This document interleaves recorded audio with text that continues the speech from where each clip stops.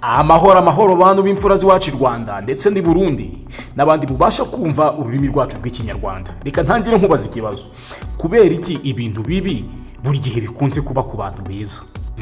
Ndatekereza iki kibazo nawe waba warakibajije cyangwa se warumvise abandi bantu barimo kukibaza, bari kuvuga ati koko kubera iki ibi bintu biri kuba kuri uriya muntu mwiza, cyangwa se nawe ari ibihe wagezemo ukavuga uti kubera iki ibi bintu ari njyewe biri kubaho koko? Ni ukuvuga ngo akenshi iyo tugeze mu bihe bibi cyangwa se iyo tugeze mu bihe bikomeye dutangira kwibaza tuti kubera iki koko ari njyewe, kubera iki ari njyewe ibi bintu biri kubaho, ibi bintu bibabaje, kubera cyangwa se ibi bintu bikomeye, kubera iki ari njyewe biri kubaho. Ariko ni ukuvuga ngo uyu mwigisha witwaga Gotamas Darita, bakunze kwita Buddha, yaravuze ati buri kintu cyose cyangwa se buri bintu tuzageramo ntabwo ariko biri mu biganza byacu, cyangwa se ntabwo ariko dushobora gukontorora buri kintu cyose tugezemo. Ahangaha ni ukuvuga ngo ugomba kwakira no kwemera ko muri ubu buzima ibintu byose utazabikontorora, cyangwa se ibintu byose bitari mu biganza byawe. Ntabwo umuntu wese uri kuri ino si buri kintu cyose azanyuramo kizaba kiri mu biganza bye.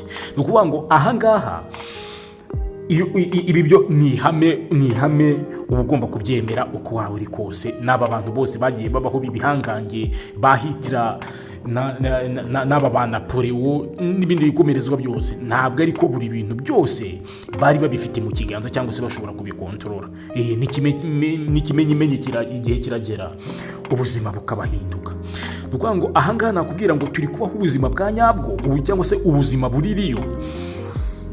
Iyi ngiyi ntabwo ari filime cyangwa se ntabwo ari seri wavuga ngo tugezana. Kamere y'ubuzima ivuga yuko, cyangwa se ukuntu imeze namwe murabizi, ntabwo tumenya ibintu bigiye gukurikiraho muri ubu buzima.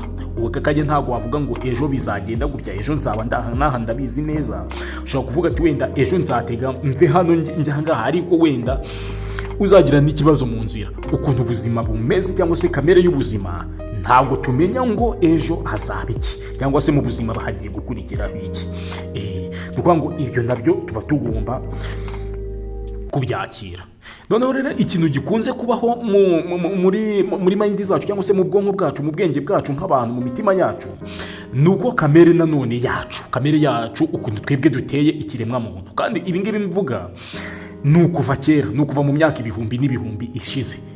Buriya hari ibintu byinshi kuri ino si bizahinduka, ariko ikintu twita imyitwarire cyangwa se ukuntu umuntu ameze, ukuntu abantu batekereza, imitekerereze y'abantu ntabwo ikunze guhinduka. Oya, niba wenda tuvuga ngo muri kamere muntu uyu muntu numukunda, cyangwa se uyu muntu numucaho ukamusuhuza, ni urugero ukamusuhuza ukamumaza amakuru, akenshi na kenshi amahirwe menshi ni uko nawe ubutaha nakunyuraho azagusuhuza akavuga ati uyu muntu ajya nsuhuza, reka nse nanjye musuhuze. Cyangwa se uyu ni umuntu numwanga, ukamutangira kumukorera ibikorwa bibi. Inshuro nyinshi kamere muntu nawe arakwishyura. Ntabwo nyine kugira ngo uzapfe kubona umuntu ushobora gukorera ibintu byiza noneho we akwitura ibibi, ntabwo bikunze kubaho, usibye ko nabyo bishobora kubaho. Ariko ikintu nashakaga kuvuga ahangaha ni uko imitekerereze cyangwa se ukuntu abantu batekereza, cyangwa se icyo twita wenda behavior science, ukuntu abantu bitwara, imyitwarire y'abantu, ntabwo akenshi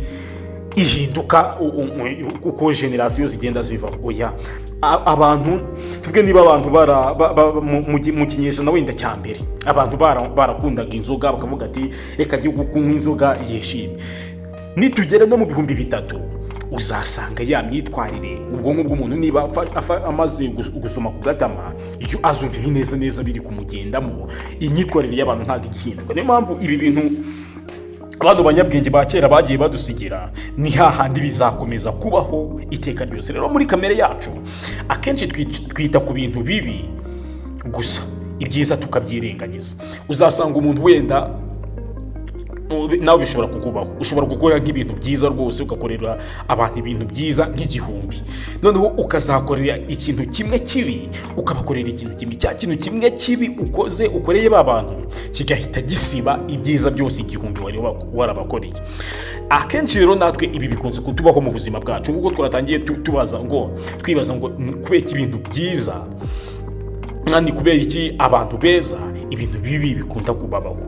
Rero ahangaha muri kamere yacu nanone ukuntu tumeze twita ku bintu bibi, ariko ibyiza byinshi tukabyirengagiza biri kuba mu buzima bwacu. Uzasanga wenda nk'ubu ngubu uhuye n'ikibazo gikomeye, wenda se uko cyaba kimeze kose, ni ikibazo cy'imibanire cyangwa se ni ikibazo cy'amafaranga, ni ikibazo cy'ubuzima, cy'uburwayi, uzasanga hari ibindi bintu byiza mu buzima bwawe ariko utari kubasha gutekereza cyangwa se utari kubasha kwitaho, ahubwo ubwenge bwawe n'imbaraga zawe zose wabihanze cyangwa se n'umutima wawe wose wabishyize kuri cya kintu kibi kiri kubaho mu buzima bwawe. Ahangaha rero aba bahanga mu bwenge bwabo cyangwa se mu nyandiko zabo bagiye badusigira ikintu bavuga. Ahangaha niba ugeze mu bihe bibi cyangwa se mu bihe bikomeye, kura amaso yawe n'umutima wawe kuri ibyo bintu bibi, utekereze no ku bintu byiza biri kubaho mu buzima bwawe cyangwa se ku bintu byiza wagezeho. Ahangaha harimo n'umuntu ushobora kuvuga ngo, ugasanga umuntu nk'aba bantu bajya bashobora kwiyaka ubuzima, akenshi agera mu kibazo cyangwa se agahura n'ikibazo gikomeye, ntabashe kwita ku bindi bintu byiza afite mu buzima, kandi nabyo biba bihari, no kuba agihumeka, no kuba afite umuryango cyangwa se no kuba ari muzima. ngo wenda yahuye n'icyo kibazo cya depresiyo cyangwa se n'ibindi bibazo bitandukanye, ariko ntago afata amaso yiwe n'umutima we ngo abishyire ku bintu byiza biri mu buzima bwe, ahubwo umutima wacu cyangwa se ubwenge bwacu tuwugumisha kuri ibyo bintu bibi cyangwa se kuri icyo kibazo n'ibyo ibihe bikomeye turi gucamo, ugasanga turi kwirengagiza ibihe byiza. Ahangaha rero ikintu kiba ari ingenzi muri ino situwasiyo cyangwa se muri iki gihe wageramo, ni ugufata umutima wawe n'ubwenge bwawe ukabikura kuri icyo kintu kibi, ahubwo ugatekereza ku bintu byiza biri kubaho mu buzima bwawe. Ngaha niyo mpamvu ino nteruro nasomye muri zino nyandiko z'abanyabwenge ba kera ivuga iti: niwita ku bubabare bw'ubuzima uzatangira kubabara, ariko niwita ku masomo y'ubwo bubabare uzatangira gukura uzatangira gukura no gukomera mu buzima. Ni ukuvuga ngo ahangaha uba ugomba kwita ku isomo cyangwa se ku kintu ibyo bihe bikomeye cyangwa se icyo kibazo birimo kugusigira mu buzima bwawe, kugira ngo ubashe gukomera no kuba uhagaze neza utanyeganyezwa n'imiyaga. Noneho ikibazo uzagira ntuzakigire iherezo ry'ubuzima. Ahangaha ni ukuvuga ngo ni bya bindi twakunze kuvuga yuko nta kintu kuri ino si cyangwa se muri ubu buzima kijya kiba iherezo cyangwa se nta kintu kidahinduka. Buri kintu cyose kirahinduka. N'ikibazo ushobora kugeramo cyangwa se n'ibintu bibi bikomeye bishobora kukubaho, igihe kiragera bigahinduka. Ahangaha bakubwira ko ubuzima ari nk'igitabo. Mu gihe uzaba uri gusoma igitabo, hari amapaji menshi uzageraho meza ashimishije, ukumva uryohewe no gusoma ayo mapaji cyangwa se izo mpapuro.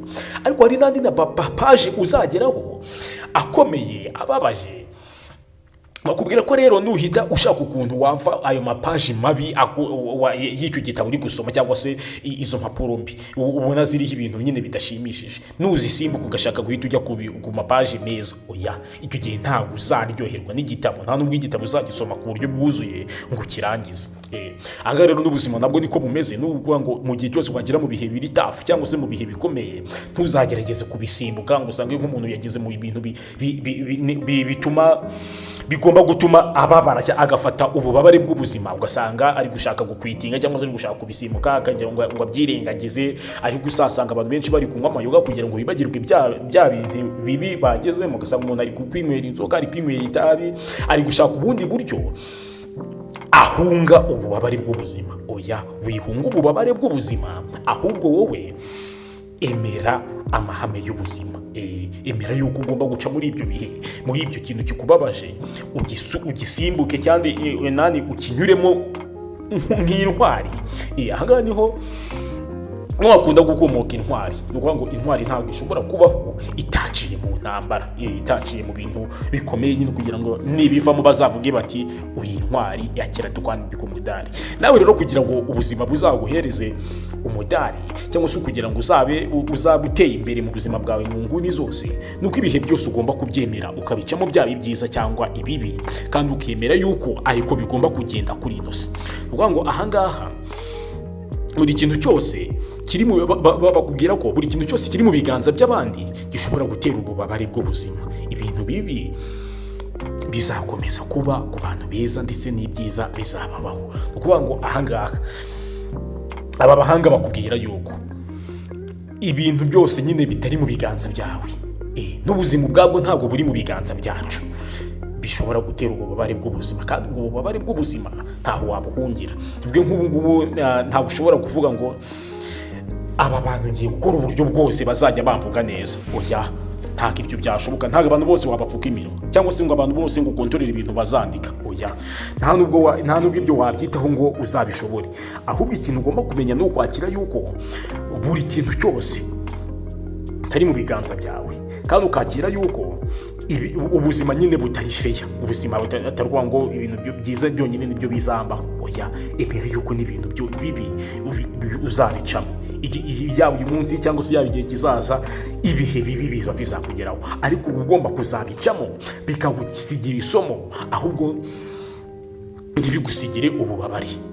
Ako nushaka gukwitinga cyangwa se nushaka kuba warenga ibyo bintu ukabyirengagiza, ugashaka kudaca mu bubabare bw'ubuzima ngo wenda uvuge uti ibi ngiye kubicamo, uzashiduka ubuzima bwawe cya kintu gikomeye uri gucamo kigusigiye ububabare kandi cyari kugusigira isomo.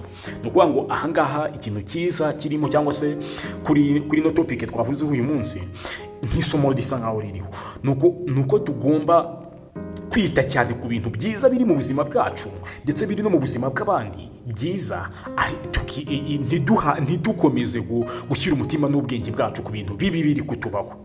Ibintu bibi ukabicamo, ariko uzi yuko hari ku yindi sayidi hari n'ibintu byiza biri kukubaho, kubera yuko kimwe mu bintu byiza dufite ni uko tuba dufite ubu buzima.